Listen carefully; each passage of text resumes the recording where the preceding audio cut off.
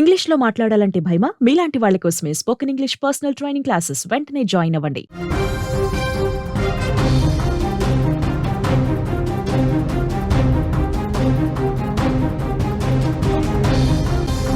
Breaking news చూస్తున్నాం. Trump నిర్ణయాలపై అమెరికాలో వ్యతిరేకత కనిపిస్తోంది.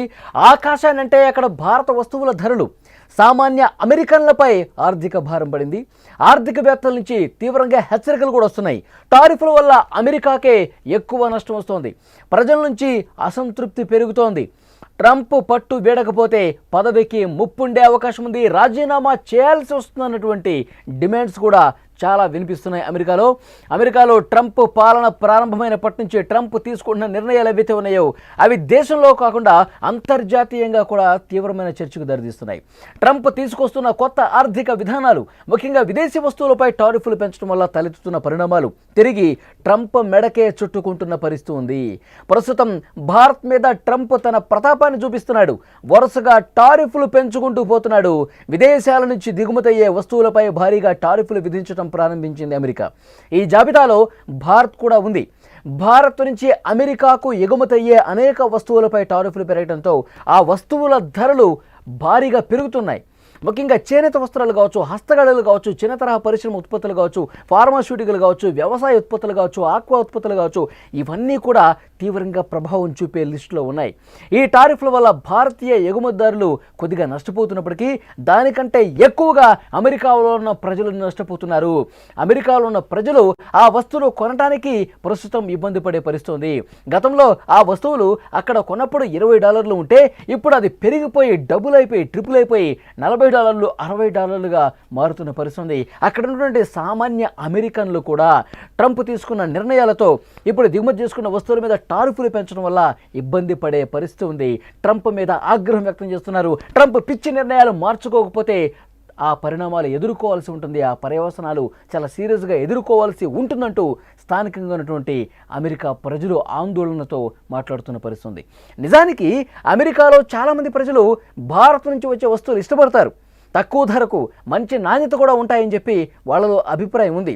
ఇప్పుడు టారిఫ్లు పెరగటం వల్ల ఈ వస్తువుల ధరలు భారీగా పెరిగిపోయాయి. సామాన్య అమెరికన్లను తీవ్రంగా దీన్ని వ్యతిరేకిస్తున్నటువంటి పరిస్థితి ఉంది. ట్రంప్ పిచ్చి ప్రేరేపణలు చేస్తూ ఉన్నాడు, పిచ్చి డెసిషన్ తీసుకుంటున్నాడు. ఇష్టారీతిన ఈ విధంగా ప్రతీకారంతో భారత్ మీద ద్వేషంతో రగిలిపోయి ఈ విధంగా టారిఫ్లు విధిస్తే నష్టపోయేది ఆ వ్యాపారులు నష్టపోతారో లేదో తెలియదు, కానీ ఇక్కడ ఉన్న అమెరికన్లు మాత్రం తీవ్రంగా నష్టాన్ని ఎదుర్కోవాల్సిన పరిస్థితి. వాళ్ళు కొనుగోలు శక్తి తీవ్రంగా ఇబ్బందికర పరిస్థితుల్లో పడే పరిస్థితి. ఉదాహరణకి ఒక సాధారణ దుస్తుల ధర $20 అనుకుంటే ఇంతకుముందు నేను చెప్పినట్టు అది $60కు పెరిగే అవకాశం ఉంది. అకస్మాత్తుగా ఈ విధంగా ధరలు పెరిగిపోతే సామాన్య ప్రజలు తీవ్రంగా ఇబ్బంది పడుతూ ఉన్నారు. అక్కడ నిత్యావసర వస్తువులు కూడా రోజు షాపింగ్ మాల్స్కి వెళ్ళి కొనుక్కుని ఇంటికి తెచ్చుకునే వస్తువులు కూడా భారీగా పెరిగే అవకాశం ఉంది. ట్రంప్ తీసుకుంటున్నటువంటి ఈ విధమైన నిర్ణయాల మీద అమెరికాలో ఉన్న ఆర్థికవేత్తలు కూడా ఆందోళన వ్యక్తం చేస్తున్నారు. ఇలాంటి వాణిజ్య యుద్ధాలు దీర్ఘకాలంలో ఏ దేశానికి మంచిది కాదు, ముఖ్యంగా అమెరికా ఆర్థిక వ్యవస్థకు ఇది నష్టమే అని చెప్తా ఉన్నారు. ఇలా టారిఫ్లు పెంచడం వల్ల ద్రవ్యోల్బణం పెరిగి అమెరికా ప్రజల ఆర్థిక భారం పెరుగుతుందని నిపుణులు హెచ్చరిస్తున్నారు. ఈ చర్యలు ఇతర దేశాలతో అమెరికాకు ఉన్నటువంటి సంబంధాల మీద కూడా పూర్తిగా దెబ్బతీసే అవకాశం ఉంది, ప్రపంచ ఆర్థిక వ్యవస్థను అస్థిరపరుస్తాయని కూడా చెప్తున్నారు. ఈ పరిణామాలన్నీ కలిసి ట్రంప్ ప్రభుత్వంపై దేశంలోనే తీవ్రమైన వ్యతిరేకతను తీసుకొస్తుంది. ప్రజలందరూ కూడా ఒక్కసారిగా గళమెత్తితే ట్రంప్ తోక ముడచాల్సినటువంటి పరిస్థితి ఉంటుంది. ఒకవేళ అదే విధంగా పేటరిగిపోయి ఇలాంటి పిచ్చి డిసిషన్స్ తీసుకుంటే గనక అమెరికా ప్రజలు ఇబ్బంది పడే పరిస్థితికి తీసుకెళ్తే గనక ఆందోళన తీవ్రతరమై ఆయన రాజీనామా వరకు కూడా వెళ్ళే అవకాశం ఉంటుంది. ప్రపంచం ముందు ట్రంప్ తల దించుకునే పరిస్థితి ఏర్పడుతుంది. ఆయన నిర్ణయాలు ప్రస్తుతం అదే కోవలో ఉన్నాయి, అదే దారిలో నడుస్తున్నాయని చెప్పి అమెరికా ప్రజలే మాట్లాడుకుంటున్నారు. అమెరికాలో పెరుగుతున్న ప్రజా వ్యతిరేకత, ఆర్థిక నిపుణుల హెచ్చరిక నేపథ్యంలో ట్రంప్ ఎలా ముందుకెళ్తారనే చర్చ కూడా జరుగుతోంది. ట్రంప్ తన రాజకీయ జీవితంలో ఎప్పుడూ కూడా రాజీ పడని ధోరణి అవలంబించారు. ఈసారి ప్రజల నుంచి వస్తున్న ఈ భారీ వ్యతిరేకత ఆయన తట్టుకుని నిలబడతారా, లేదా విధానాలు మార్చుకుంటారా? ఆయన బిహేవియర్ చూస్తే, ఆయన మెంటాలిటీ చూస్తే, ఆయన గత కొన్ని రోజులుగా ఆయన యాటిట్యూడ్ చూస్తే ఎప్పుడు కూడా తన నిర్ణయాన్ని సమర్థించుకునే పంథానే అవలంబించాడు తప్ప ఎక్కడ కూడా వెనకడుగు వేసి నేను తప్పు చేశానన్న పశ్చాత్తాపభావం ఎప్పుడు కూడా ట్రంప్లో కనిపించలేదు. అదే వైఖరి అవలంబిస్తాడు ట్రంప్. ఎంతమంది చెప్పినా, ఎంతమంది నిపుణులు చెప్పినా, విశ్లేషకులు చెప్పినా, ఆర్థికవేత్తలు చెప్పినా వినిపించుకోడు డొనాల్డ్ ట్రంప్. ఇక ప్రజలు ఎంత ఒత్తిడి తీసుకొచ్చినా, ప్రజలు ఎలాంటి ఆందోళనలు చేసినా వెనక్కి తగ్గుతాడనే నమ్మకం అయితే అక్కడ కనిపించట్లేదు. డొనాల్డ్ ట్రంప్ ఇప్పటికే 25% సుంకాలు విధించాడు. ఇంకొక 25% అంటే మొత్తం 55% సుంకాలు ఆగస్టు 27 నుంచి అమలు కాబోతున్నాయి. దీనికి డొనాల్డ్ ట్రంప్ ఏం చెప్తా ఉన్నాడు? రష్యా నుంచి పెద్ద మొత్తంలో చమురు కొనుగోలు చేస్తోంది భారతదేశం. ఈ విధంగా చమురు కొనుగోలు చేసి రష్యాకి ఆర్థిక వనరులు సమకూరుస్తుంది. దాంతోనే యుక్రెయిన్ మీద యుద్ధం చేస్తోంది రష్యా. మేము ఎంత చెప్పినా వినటం లేదు. ఈ విధంగా రష్యాకి మిత్ర దేశాలుగా ఉన్నవి రష్యాకి వంత పడుతూ రష్యా చేస్తున్నటువంటి యుద్ధానికి సహకరిస్తున్న కారణంగానే మేము సుంకాలు విధిస్తున్నామని చెప్తున్నారు. కానీ ఆసియాలో ఏ కంట్రీకి కూడా వేయనటువంటి సుంకాలు, ఆసియాలో ఏ కంట్రీ మీద కూడా చూపించినటువంటి ప్రతీకార సుంకాలు అనేవి భారత్ మీద ఎందుకు? దీన్ని తీవ్రంగా భారత్ కూడా ప్రతిఘటించింది. భారత్ కూడా చాలా స్పష్టంగా డొనాల్డ్ ట్రంప్కి తెలియజేసింది, మీరు ఈ విధంగా సుంకాలు విధించినంత మాత్రాన భయపడే పరిస్థితి లేదు. మీరు కూడా రష్యా నుంచి యురేనియం కొనుగోలు చేస్తున్నారు, ఎరువులు కొనుగోలు చేస్తున్నారు, ఇంకా ఇతర వస్తువులు చాలానే కొనుగోలు చేస్తున్నారని చాలా స్వీట్గా వార్నింగ్ ఇస్తూ మాట్లాడింది ఇండియా కూడా. ఎక్కడ కూడా మా రైతుల పక్షాన మేము నిలబడతాం, మీరు ఎన్ని సుంకాలు విధించినా ఆ భారం మేమే మోస్తాం, మా రైతులకి ఎలాంటి ఇబ్బంది కలగకుండా చేస్తాం, మీరు సుంకాలు విధిస్తే విధించుకోండి అంటూ చాలా ఘాటుగానే మన దేశం రిప్లై ఇచ్చింది. డొనాల్డ్ ట్రంప్కి ఇంకా మండిపోతోంది. మనం తీవ్రంగా ప్రతిఘటించేసరికి, సుంకాలకి భయపడపోయేసరికి డొనాల్డ్ ట్రంప్ ఇంకా పిచ్చోళ్ళ వ్యవహరిస్తున్నాడు. ఇంకా ఇష్టం వచ్చినట్టుగా మాట్లాడుతూ ఉన్నాడు. ఇంకా తన వైఖరిని అదే స్థాయిలో భారతదేశం పట్ల తన ద్వేషాన్ని, తన అక్కసును కొనసాగిస్తూనే ఉన్నాడు. డొనాల్డ్ ట్రంప్ భారత్కి వ్యతిరేకంగా ఈ స్థాయిలో వ్యవహరించడానికి మరొక కారణం కూడా కనిపిస్తోంది. ఎందుకంటే భారత్ పాకిస్తాన్ యుద్ధాన్ని నేనే ఆపానంటూ మాట్లాడాడు డొనాల్డ్ ట్రంప్. చాలా సందర్భాల్లో భారతదేశం వారించినా సరే, నేరుగా ప్రధాని మోదీ ఫోన్ చేసి చెప్పినా సరే ఆయన తీరు మార్చుకోలా. నేనే యుద్ధాన్ని ఆపాను, వాణిజ్య యుద్ధం ప్రకటిస్తాను అని నేను చెబితే అప్పుడు వెనక్కి తగ్గారు అని మాట్లాడాడు.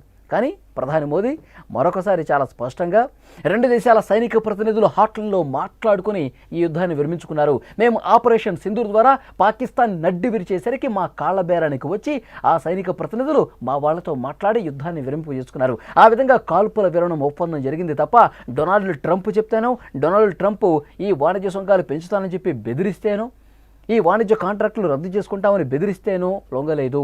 ఈ యుద్ధం మా రెండు దేశాల సైనిక ప్రతినిధులు విరమింపు చేసుకున్నారు. ఇందులో మూడో దేశం ప్రమేయం, మూడో వ్యక్తి ప్రమేయం లేదు అని చెప్పి చాలా స్పష్టంగా చెప్పాం. దాంతో డొనాల్డ్ ట్రంప్కి ఇంకా కోపం వచ్చింది. నేను చెప్పినటువంటి నిర్ణయాన్ని, నేను ప్రకటించిన దాన్ని కాదంటారా వీళ్ళు?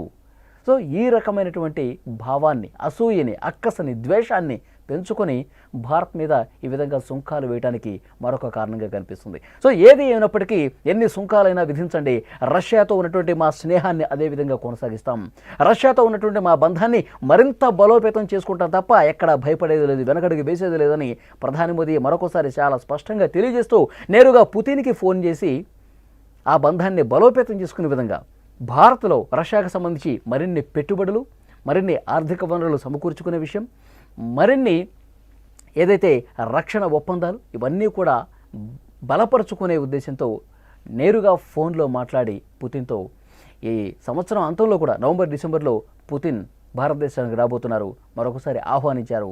వచ్చిన తర్వాత ఏ విధంగా ముందుకెళ్ళాలి, అమెరికాను ఏ విధంగా కట్టడి చేయాలి, అమెరికాను ఏ విధంగా మనం నిలువరించాలి, ఈ విషయాల మీద కూడా మాట్లాడుకునే అవకాశం చాలా స్పష్టంగా కనిపిస్తుంది. సో ఏదేమైనప్పటికీ ఇప్పుడు జరుగుతున్న పరిణామాలను బట్టి చూస్తే సుంకాలు భారీగానే ఉన్నాయి. భారతదేశ వ్యాపారులు ఇబ్బంది పడే స్థాయిలో సుంకాలు ఉన్నాయి. కానీ ఆ భారం అనేది ప్రజల మీద, వ్యాపారస్తుల మీద పడకుండా తీసుకుంటాం, ఆ నిర్ణయం తీసుకుంటామని ప్రధాని మోదీ చెప్తున్నారు. దాంతోపాటు అక్కడ అమెరికాలో ప్రజలు నరకయాతన చూస్తూ ఉన్నారు. అమెరికాలో ఉన్నటువంటి సామాన్యులు వాళ్ళ ఆర్థిక కొనుగోలు శక్తి మీద తీవ్రంగా ప్రభావం చూపిస్తోంది. మన మీద సుంకాలు వేశారని చెప్పి వాళ్ళు ఆనందం వ్యక్తం చేస్తున్నారు. కానీ డొనాల్డ్ ట్రంప్ అక్కడి ప్రజలు మాత్రం ట్రంప్ తీసుకున్నటువంటి నిర్ణయాల మీద ఆగ్రహం వ్యక్తం చేస్తూ ఉన్నారు. ట్రంప్ పిచ్చి నిర్ణయాలు తీసుకుంటూ దేశ ప్రజల మీద ఎనలేని భారం మోపుతా ఉన్నాడు. ఇది ఆయనకే తగులుతుంది. ఆయన మీద మరింత ఒత్తిడి పెరిగే అవకాశం ఉంది. అక్కడి ఆర్థికవేత్తలు, మేధావులు కూడా చెప్తా ఉన్నారు, ఇది మంచిది కాదు, నీ నిర్ణయాన్ని మార్చుకో అని చెప్తా ఉన్నారు. రోడ్ల మీదకి జనం తండోపతండాలుగా తరలి వచ్చి యాజిటేషన్ చేసే రోజులు ఎంతో దూరంలో లేదు. ఒక్కసారి ఆందోళన మొదలైతే డొనాల్డ్ ట్రంప్ తన నిర్ణయాన్ని మార్చుకుంటాడా, లేదంటే అదే మొండి వైఖరి అవలంబిస్తూ ముందుకు పోతే కనుక తన పదవికి రాజీనామా చేసేంతటి ఆందోళనలు అమెరికాలో భవిష్యత్తులో జరిగే అవకాశం ఉందని వాదించే వాళ్ళు కూడా ఉన్నారు. సో భవిష్యత్తు ఏ విధంగా ఉంటుందో తెలియదు, కానీ ఇప్పుడు అమెరికా ప్రజలు మాత్రం చాలా గుర్రుగా ఉన్నారు డొనాల్డ్ ట్రంప్ మీద. ప్రతి వస్తువు డబుల్ ట్రిపుల్ రేట్లు పెరిగిపోతున్నాయి. అక్కడ చాలా ఇబ్బందికర పరిస్థితులు ఉన్నాయి. వీటిని మరి డొనాల్డ్ ట్రంప్ పరిగణలోకి తీసుకుంటారా, అదేవిధంగా ముందుకు పోతాడో తెలియదు. ఇప్పటికైతే తీవ్రమైనటువంటి అసంతృప్తితో అమెరికా ప్రజలు ఉన్నారు.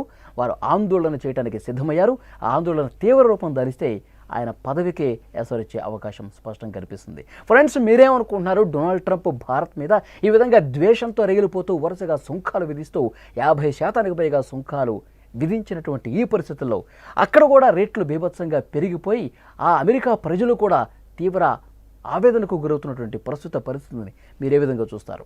కామెంట్ రూపంలో తప్పకుండా తెలియజేయండి.